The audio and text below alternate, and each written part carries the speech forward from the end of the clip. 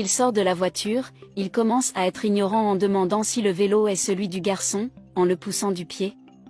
Il dit que ça l'empêche de garer sa voiture. Il demande comment l'homme peut faire ça. Mais l'homme finit par trouver étrange que le garçon connaisse son nom. Et il explique que les deux ont étudié ensemble. Mais l'homme nie en disant qu'il ne se souvient même pas du garçon. Le garçon répond qu'ils ont étudié ensemble à l'université. Mais l'homme n'en a cure et lui ordonne simplement d'enlever la moto de son chemin sur le champ, car il a un entretien d'embauche.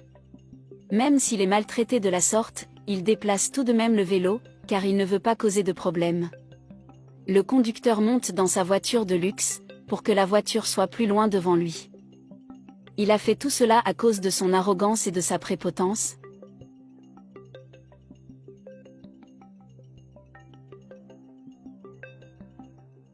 Il sonne la cloche, et dit qu'il sera le premier à entrer. Quelques minutes plus tôt, le patron est dans la pièce lorsque son employé frappe à la porte.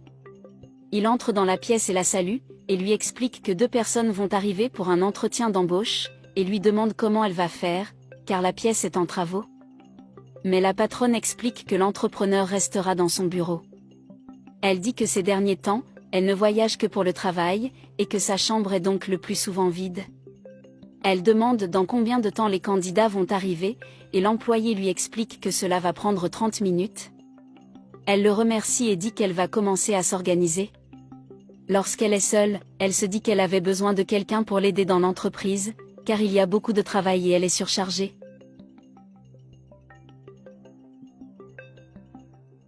30 minutes plus tard, l'employé salue les 2 candidats et leur demande s'ils ont tous 2 un CV. L'un des candidats l'a fait. Mais le plus arrogant dit qu'il n'a pas l'habitude de prendre des CV et qu'il les envoie toujours par email, parce qu'il est une personne plus moderne et technologique. L'employé dit alors que le patron attend les candidats dans la salle, et qu'ils peuvent y entrer maintenant. Après avoir expliqué où se trouve le bureau du patron, il dit qu'ils doivent frapper à la porte avant d'entrer. Il la remercie donc tous les 2 avant de poursuivre leur chemin. Alors que la femme était dans la pièce, elle entend frapper à la porte et va ouvrir pour les candidats qui sont arrivés. Lorsque les 2 se rencontrent, ils finissent par se reconnaître au même instant, s'embrassant rapidement. L'homme est étonné qu'elle soit propriétaire de cette entreprise. Les 2 hommes profitent de ce petit moment pour tuer un peu de la ville, car ils sont très sympathiques. Puis elle fait de la place pour que l'autre candidat puisse entrer. Elle poursuit en parlant avec son amie de leurs années d'université, en disant qu'elles se sont beaucoup rapprochées lorsqu'elles étaient ensemble. La femme finit par lui demander ce qu'il fait dans son entreprise, et il répond qu'il est là pour l'entretien d'embauche. Et dit qu'il est encore plus heureux de la voir devant la compagnie. L'autre candidat remet alors son CV, en disant qu'il est aussi là pour l'entretien d'embauche. L'homme dit qu'il a envoyé son CV par courrier électronique parce qu'il pense que c'est trop démodé de le remettre sur papier. Puis les 2 hommes se remettent à parler de la vie, semblant oublier cet entretien d'embauche. Le garçon lui demande alors si elle ne veut pas regarder son CV. La femme dit alors qu'elle est très amie avec l'homme qui est là, et que c'est pour cela que le poste a déjà été pourvu par lui. Et l'homme ajoute que sa façon de s'habiller est également meilleure, car il s'habille avec plus de classe. Le garçon essaie de faire valoir qu'il a fait des études et qu'il est qualifié pour ce poste. Il lui demande où il a étudié. Et le garçon répond qu'il a étudié avec les 2. Cependant, les 2 amis ne s'en souviennent pas. Le garçon insiste pour que la femme regarde son CV. Mais elle dit que puisqu'il a tellement besoin de service, elle a une ouverture, mais c'est pour une femme de ménage. Il essaie d'expliquer qu'il est diplômé de l'université. Mais elle dit que s'il est dans le besoin, c'est le travail qu'il a. Il lui demande seulement de regarder son CV, mais elle refuse, disant que le poste a déjà été pourvu. Elle dit qu'elle ne peut pas parler, car elle est très occupée en ce moment. Le garçon accepte donc le travail, car il en a besoin. La femme dit qu'il peut chercher son employé, car il aidera à l'embauche. Après cela, le garçon la remercie et quitte la pièce, contrarié de ne pas avoir obtenu le poste qu'il voulait. Alors que ses amis dans la pièce retournent à leurs occupations, oubliant le garçon qui a quitté la pièce. Elle lui dit que l'homme est déjà engagé. Puis ils parlent à nouveau de leur vie, la femme dit que sa vie est très occupée et qu'elle travaille tout le temps. Mais elle est heureuse qu'au moins elle fasse beaucoup de bénéfices avec son entreprise. Puis elle se met à parler du travail, avec l'intention d'expliquer à son ami tous les métiers de l'emploi. Elle explique que pendant la rénovation de la chambre, il restera dans la chambre avec elle. La femme lui offre sa place pour que l'homme s'assoie, afin qu'il puisse commencer à se former pour travailler. Elle explique tout à son ami, à propos de la réunion qu'elle a avec ses partenaires, et elle a besoin de cette feuille de calcul pour la réunion. Elle lui demande de ne pas faire d'erreur sur la feuille de calcul, parce qu'elle a besoin que ce soit bien fait. L'homme lui demande ensuite combien de jours elle doit se faire livrer. Le patron se contente de rire, disant que c'est un plaisantin, depuis ses années de collège.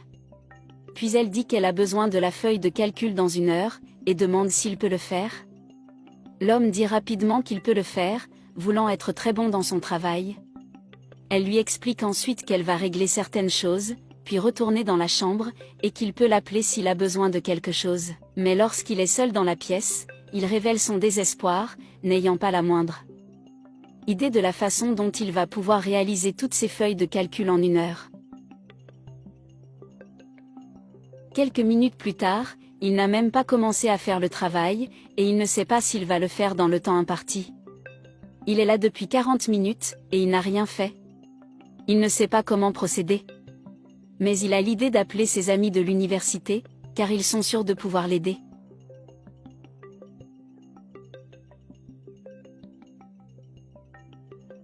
Dès que son ami répond à l'appel, il se salue, mais son ami l'interrompt en disant qu'il est très occupé et qu'il ne peut donc pas parler.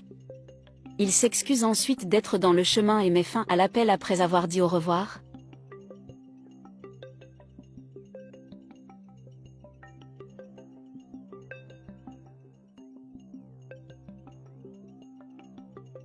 L'homme décide alors d'appeler un autre ami de l'université, il se salue joyeusement. Il lui dit qu'il a besoin de son aide, et lui demande si elle peut parler. Mais elle ne peut pas parler non plus, car elle est occupée chez le médecin. Il s'excuse à nouveau et met également fin à l'appel, après avoir dit au revoir.